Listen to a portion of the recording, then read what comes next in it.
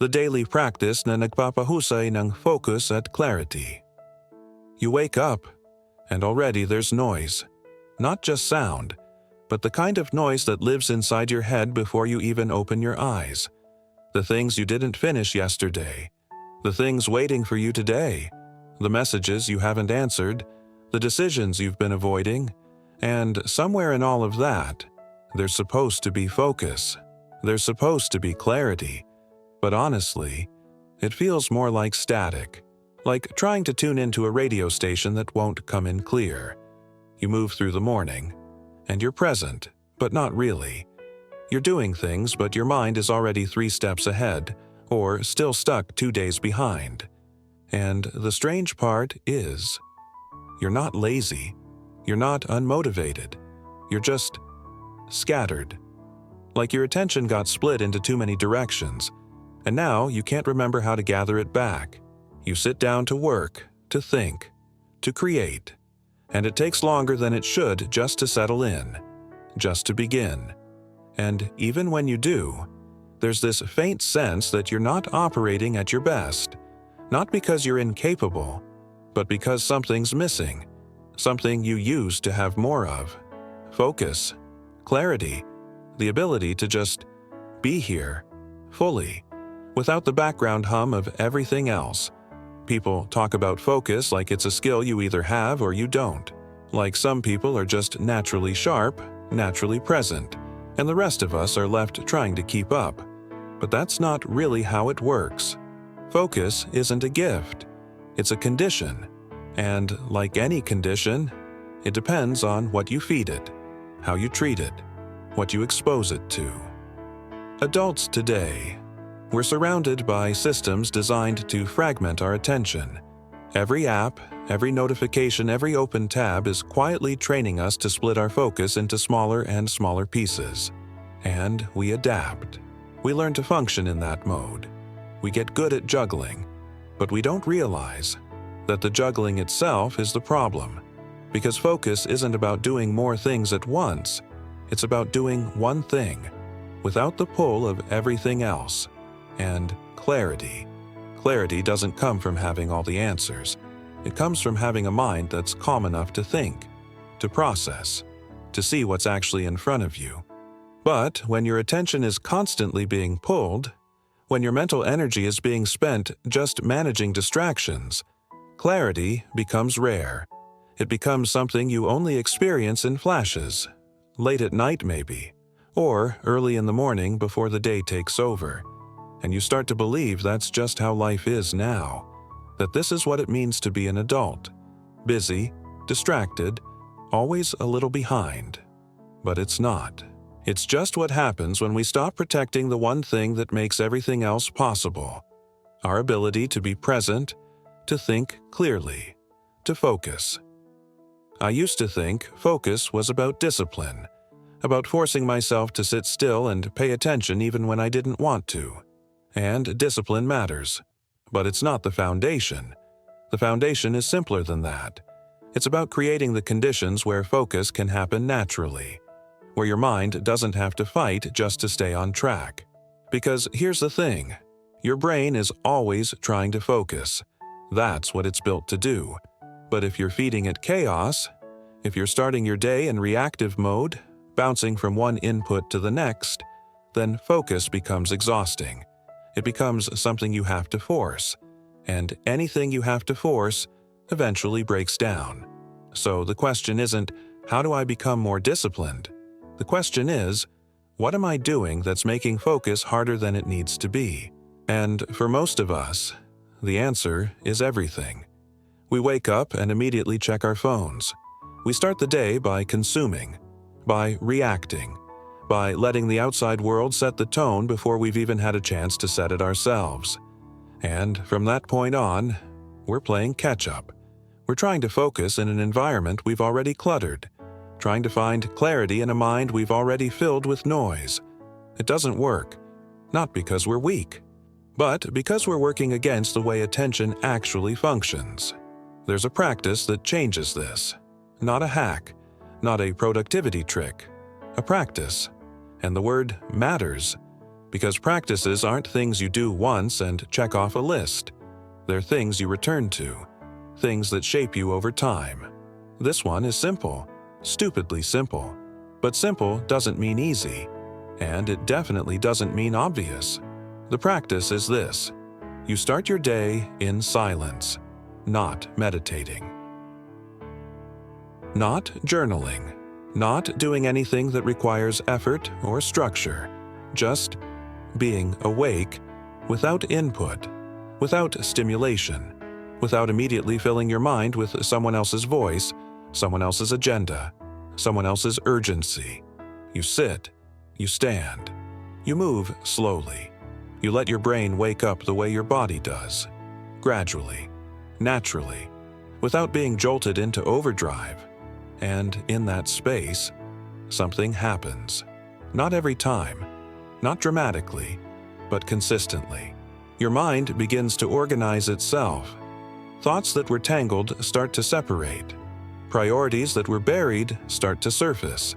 And focus, real focus, starts to become available. Not because you're forcing it, but because you're giving it room to exist. Most people never experience this, because most people never give themselves that space. They go from sleep to screen to stimulus, and then wonder why they feel clouded all day, why decisions feel harder, why tasks take longer, why they can't seem to think straight even when they have time to think. It's not a mystery. It's cause and effect. You can't start your day in chaos and expect to operate in clarity.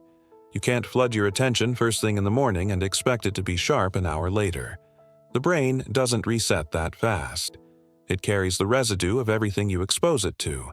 And if the first thing you expose it to is noise, then noise becomes your baseline. This isn't about perfection. It's not about waking up at 5 a.m. or sitting in lotus position or following some rigid routine. It's about sequence, about giving your mind a chance to come online before you ask it to perform. Let's say you wake up, and instead of reaching for your phone, you just don't. You get up, you drink water, you look out the window, you move through the first 15-20 minutes of your day without consuming anything. No news, no messages, no scroll, just you and the morning.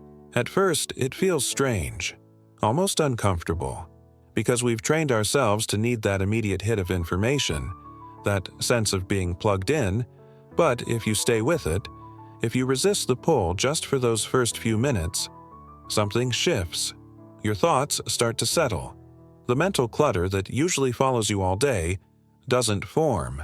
And when you do sit down to work, to think, to focus, you're starting from a different place. Not from depletion, not from reaction, but from stillness, from clarity. And that makes everything easier. Not because the work changed, but because you changed the condition of your mind before you began. This is what people miss when they talk about productivity. They focus on the doing, on the systems, the tools, the techniques. But none of that matters if your attention is already fragmented before you start. If your mind is already tired before you've even asked it to do anything difficult. The practice isn't about adding more. It's about protecting what's already there. Your ability to think, to focus, to be present with what actually matters. You're sitting at your desk, and you have something important to do. Something that requires thought, real thought. Not just execution, not just checking boxes, but actually engaging your mind. And you notice, it takes time to get there. You open the document, you stare at the screen, you feel the urge to check something else, to look something up, to respond to a message real quick. And each time you do, you lose the thread. You have to start over, find your way back in. And what should take 30 minutes takes 2 hours. Not because you're slow, but because you keep interrupting yourself. Because your mind hasn't been trained to stay. It's been trained to jump. This is where the practice compounds. Because when you start your day in stillness, when you give your brain that initial period of quiet, You're not just creating clarity for that moment. You're training your attention to function differently throughout the entire day. You're teaching it that it's okay to be in one place, that it doesn't have to constantly scan for the next thing. That focus isn't a threat, it's a refuge. And over time, that becomes your default. Not the distraction, not the fragmentation, but the ability to settle, to stay, to do one thing fully before moving to the next. You start to notice it in small ways. Conversations feel different. You're actually listening, not just waiting for your turn to talk. Reading feels easier. You're not skimming, you're absorbing. Even mundane tasks, making food, cleaning up, walking from one place to another. They stop feeling like gaps between the real moments. They become real moments, because you're actually there, fully, without your mind being somewhere else. This is clarity, not the kind that comes from having everything figured out, but the kind that comes from being present enough to figure things out as they come, from having a mind that's available, that's responsive, that isn't constantly running in the background just trying to keep up. Here's what most people don't realize. The practice doesn't end in the morning. The morning just sets the tone. But throughout the day, you have these micro moments, these tiny decisions that either protect your focus or dissolve it. Someone sends you a message. You could respond now, or you could wait until you're done with what you're working on. You finish a task. You could immediately jump to the next one, or you could take 30 seconds, just 30, to breathe, to reset, to let your mind transition instead of dragging the residue of the last thing into the next. You're between meetings. You could scroll, or you could just sit, just be, without needing to fill every gap with input. These moments seem small, insignificant, but they're not. They're the architecture of your attention. Each one is a choice, and every choice either trains your brain to stay present or trains it to fracture. Most people are training themselves toward fragmentation without realizing it, because it's the default. It's what the environment encourages.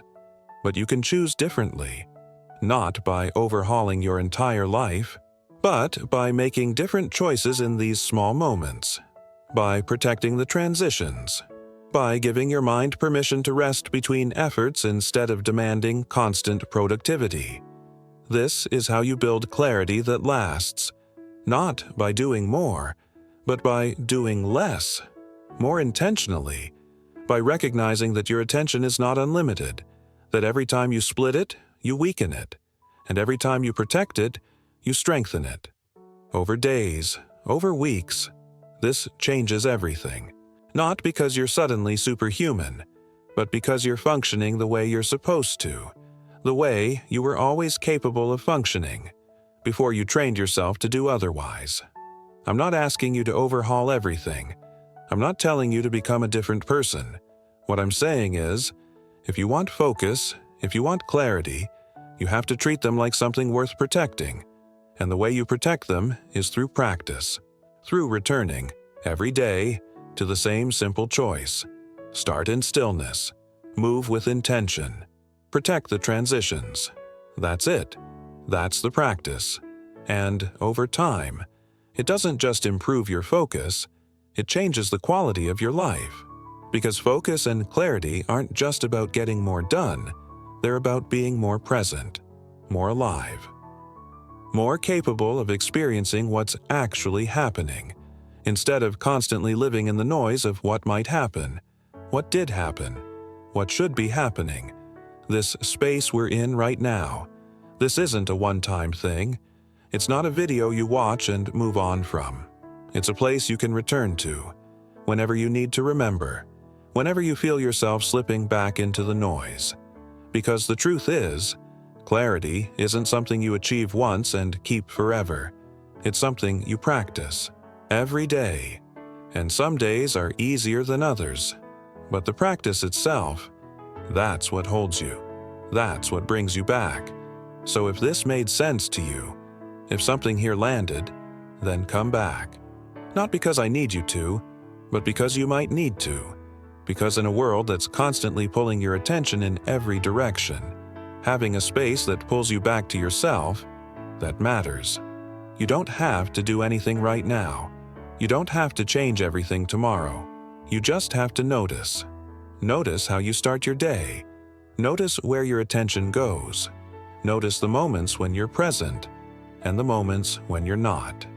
And then, when you're ready, when it feels right, you make one small choice differently. You wake up and you don't reach for the phone. Just once. Just to see what it feels like. And maybe that's enough. Maybe that one moment of stillness, that one choice to start differently, is what everything else builds from. The rest will come. Not all at once, but it will come. Because once you taste real clarity, once you remember what it feels like to be fully here, you don't forget. You don't go back to living in the noise without noticing. And that noticing, that's where everything begins. So take your time. Let this settle. Let the music carry you for a bit. And when you're ready, you'll know what to do next.